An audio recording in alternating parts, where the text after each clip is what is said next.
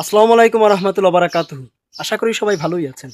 আপনারা যারা এই যে প্রাইমারি সহকারী শিক্ষক নিয়োগে অর্থাৎ এই ২০২৫ সালে যে নিয়োগটা হলো, সেই নিয়োগে যারা সুপারিশপ্রাপ্ত হয়েছেন, আপনাদের জন্য অনেক বড় সুখবর। তা হচ্ছে আপনাদের সকল প্রকারের জটলা মহান আল্লাহর ইচ্ছায় কেটে যাচ্ছে আরকি। এর পিছনে কারণ হচ্ছে আপনাদের যে এই যে পুলিশ ভেরিফিকেশন এই যে বিষয়টা, এইটা শুরু হতে যাচ্ছে এবং অলরেডি দেশে অনেকগুলো জেলাতে অলরেডি শুরুও হয়ে গিয়েছে। এবং মজার বিষয় হচ্ছে এই পুলিশ ভেরিফিকেশন সম্পূর্ণ হওয়ার পর আপনাদের পিটিআই এর একটা ট্রেনিং আছে। এই ট্রেনিংটা আপনারা করার পরে তারপরে আপনারা চূড়ান্তভাবে যোগদান করতে পারবেন। বুঝতে পেরেছেন? অর্থাৎ যারা প্রাইমারি এই যে ভেরিফিকেশনটা যাদের হচ্ছে, এই ভেরিফিকেশনের রিপোর্ট যখন যাবে এবং এই ভেরিফিকেশনটা ১০ থেকে ১৫ দিনের ভিতরেই সম্পূর্ণ হয়ে যাবে। এই ভেরিফিকেশনের রিপোর্ট যাওয়ার পরে এরপরেই আপনারা মানে ডাক পাবেন যে কারা কারা পিটিআই ট্রেনিংয়ে যাচ্ছেন। অর্থাৎ যারাই পিটিআই ট্রেনিংয়ে যাচ্ছেন আলহামদুলিল্লাহ তারাই জয়েন করতে পারবেন। অর্থাৎ যদি কারোর রিপোর্ট নেগেটিভ এসে থাকে তারা আর এই ডাকটা পাবেন না। এখন বিষয় হচ্ছে এই মাঠ পর্যায়ে ৬১ জেলায় ১৪,৩৮৪ জনের এই ভেরিফিকেশন অলরেডি যেহেতু শুরু হয়েছে, আমি একটু আগে বলেছি, এবং এটা ১০ থেকে ১৫ দিনের মধ্যে যদি সম্পূর্ণ হয়, এরপরে আবার দেখা যাচ্ছে ঈদ চলে আসতেছে।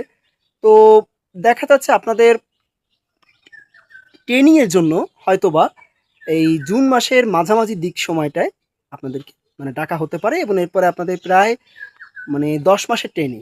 সো এই ১০ মাসের ট্রেনিং আপনাদের করতে হবে। এই ট্রেনিংয়ের সময় আপনারা কোনো ভাতা পাবেন কিনা, অর্থাৎ স্যালারি পাবেন কিনা, এটা এখনও শিওর না। এটা আপনাদেরকে গেজেটের মাধ্যমে হোক বা নোটিশের মাধ্যমে হোক এটা জানিয়ে দেওয়া হবে এবং এটা প্রাইমারি অধিদপ্তর আপনাদেরকে জানিয়ে দিবে।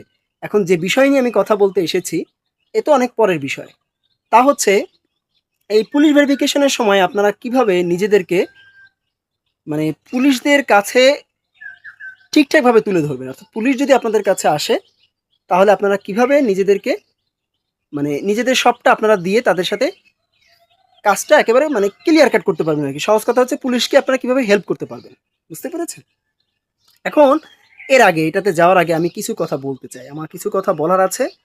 বলে তারপর আমি বাকি কাজে অর্থাৎ বাকি আমি আলোচনাতে যাচ্ছি। প্রাইমারি এই যে সহকারী শিক্ষকের নিয়োগ ২০২৫-এ এটা আদৌ সম্পূর্ণ হবে কি হবে না, এ নিয়ে কিন্তু অনেক ধরনের কথা হইছে এবং সেখানে অনেকেই বলেছিলেন যে এই নিয়োগটা বাতিল হবে। কিন্তু দেখেন এই নিয়োগটা কিন্তু বাতিল হচ্ছে না। এবং আমি কিন্তু বলেছিলাম যে এই নিয়োগ বাতিল হবে না। অর্থাৎ আমি মনে হয় একমাত্র একজন যে এই বাতিল যে হচ্ছে না তার পিছনে জোর দিয়ে বলে যাচ্ছি সে প্রথম থেকেই। বুঝতে পেরেছেন? যেহেতু ইতিহাস বলে যে বাতিল হয়নি আগে পরে, সো এটা হওয়ার কথা ছিল না।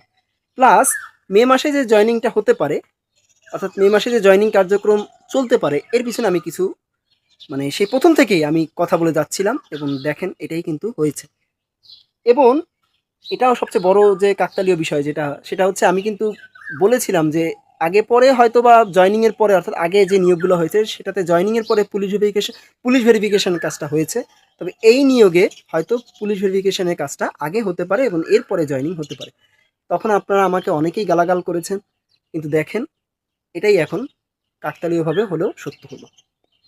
তো যাই হোক, এবার আসি হচ্ছে আপনারা যখন পুলিশ আপনাদের কাছে যাবে আপনারা কিভাবে পুলিশকে হেল্প করবেন। নাম্বার 1 হচ্ছে সবার আগে আপনাকে নিশ্চিত করতে হবে যে আপনি যেখানে আছেন, অর্থাৎ পুলিশ যেখানে যাচ্ছে আপনি সেখানে আছেন কিনা। আর যদি আপনি সেখানে নাও থেকে থাকেন তাহলে যারা আছেন বা যিনি আছেন তিনি আপনার সম্পর্কে ঠিকঠাক তথ্য দিতে পারবেন কিনা, এরকম যদি কেউ থেকে থাকে তবেই আপনি নিশ্চিত। তা না হলে কিন্তু ওই পুলিশ কিন্তু মিস ইনফরমেশন পেতে পারে। বুঝতে পেরেছেন? এটা কিন্তু আপনি করেন না। ওকে। দ্বিতীয় হচ্ছে পুলিশ যদি কোনো কারণে আপনাকে খুঁজে না পায়, অর্থাৎ আপনার ফোন নাম্বার বলেন বা যে কোনোভাবে আপনাকে যদি খুঁজে না পায় আপনার ঠিকানায় তাহলে আপনার উচিত হবে আপনি নিজে থেকে এসবি অফিস, অর্থাৎ পুলিশের যে স্পেশাল ব্রাঞ্চ যে অফিসটা আছে, বা ধরেন আপনি আপনাদের যে পুলিশের হেডকোয়ার্টার্স আছে বা পুলিশ লাইন যেটাই বলেন, আপনি সেখানে খোঁজ নেবেন এবং খোঁজ নিয়ে কারা এই দায়িত্বে আছেন তাদের সাথে আপনি নিজে থেকে যোগাযোগ করে তাদেরকে আমন্ত্রণ জানাবেন আপনার কাছে বা আপনার ঠিকানায় তারা যেন আসেন এর জন্য। বুঝতে পেরেছেন? অর্থাৎ ডিলে করবেন না। ডিলে করলে কিন্তু বিপদ হবে। তৃতীয় যে বিষয়টা তা হচ্ছে আপনার প্রয়োজনীয় যত কাগজপাতি আছে, এখন প্রয়োজনীয় কাগজপাতি কোনগুলা, অর্থাৎ আপনি যেগুলা ওই যে প্রাপ্তি স্বীকারপত্র যখন নিয়েছিলেন সেই সময় যে কাগজপত্রগুলো আপনি জমা দিয়েছিলেন এবং তারা যেগুলো জমা নিয়েছিলেন সেই কাগজপত্রগুলো আপনাকে আবারও পুলিশকে দিতে হবে। বুঝতে পেরেছেন? এবং ২ সেট, যদি ভুল না বলি ২ থেকে ৩ সেট আপনারা এগুলো করে রাখবেন এবং এগুলো হতে হবে সত্যায়িত।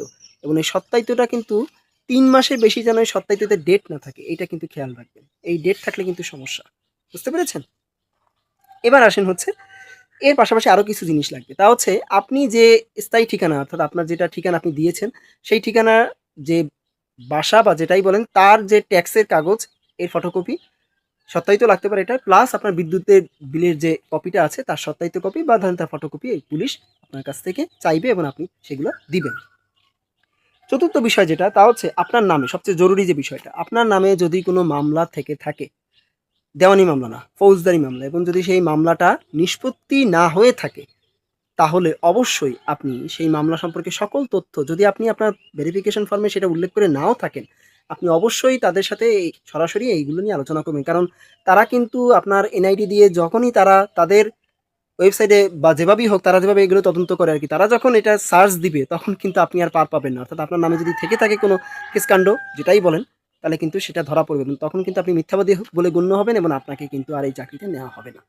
বুঝতে পেরেছেন? তাই আপনি কোনো কিছু গোপন করবেন না। আর শেষ যে বিষয়টা তা হচ্ছে আপনার আরেকটা কথা, ওই যদি আপনার মামলা যদি নিষ্পত্তি হয়ে যায় তাহলে আর কোনো কথা নাই, তাহলে আর কোনো কিছু বলার দরকার নাই, সে তাহলে আর ওই নিয়ে কোনো ঝামেলা নাই। কিন্তু যদি চলমান থাকে তাহলেই হচ্ছে এই ঝামেলা।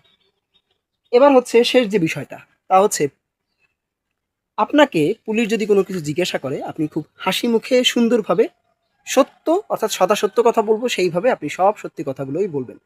তারা যাই আপনাকে জিজ্ঞাসা করে আপনি সত্য কথা বলবেন। বুঝতে পেরেছেন? এবং কোনোভাবেই, আমি এই কথাটা বারবার বলি আপনাদেরকে, কোনোভাবেই পুলিশের সাথে কোনো ধরনের কোনো ভাব নিবেন না। বুঝতে পেরেছেন? অনেকে আছেন যারা মনে করেন যে আমার তো কোনো সমস্যা নাই, আমার পরিবারেরও কারো কোনো সমস্যা নাই, আমাদের কারো কোনো কেসকাণ্ডও নাই। তো আমি আমার মতন গায়ে লাগালেন না। পুলিশের সাথে ইচ্ছামতো কথা বললেন।